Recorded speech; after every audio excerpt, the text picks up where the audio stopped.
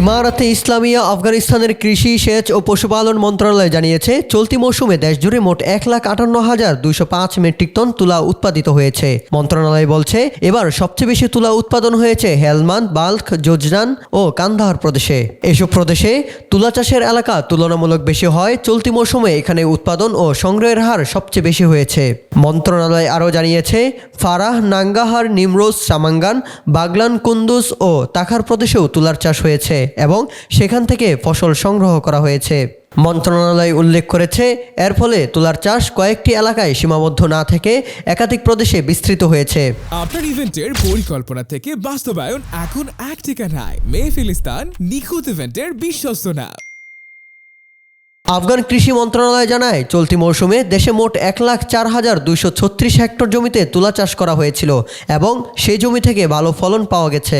মন্ত্রণালয় বলছে, তুলা আফগানিস্তানের গুরুত্বপূর্ণ কৃষিপণ্য ও রপ্তানি পণ্যের অন্যতম। ভালো বাজার এবং উপযুক্ত দামের কারণে এটি অনেক এলাকায় কোকনার চাষের বিকল্প ফসল হিসাবেও আলোচনা রয়েছে।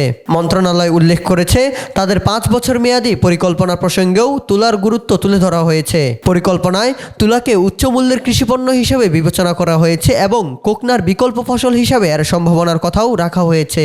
একই সঙ্গে উৎপাদন বৃদ্ধি, বিপণন সক্ষমতা উন্নয়ন এবং আন্তর্জাতিক বাজারে প্রবেশাধিকার তৈরির লক্ষ্যেও প্রাধান্য পেয়েছে বলে মন্ত্রণালয় জানিয়েছে। আফগানিস্তানের শিল্প ও বাণিজ্য মন্ত্রণালয় জানিয়েছে, 2025 সালে আফগানিস্তান 1,04,000 মেট্রিক টন তুলা $86 মিলিয়ন মূল্যে রপ্তানি করেছে। শিল্প ও বাণিজ্য মন্ত্রণালয় বলেছে, তুলা রপ্তানির ধারা ধরে রাখা গেলে কৃষিভিত্তিক বৈধ আয়ের পরিসর আরও বাড়তে পারে।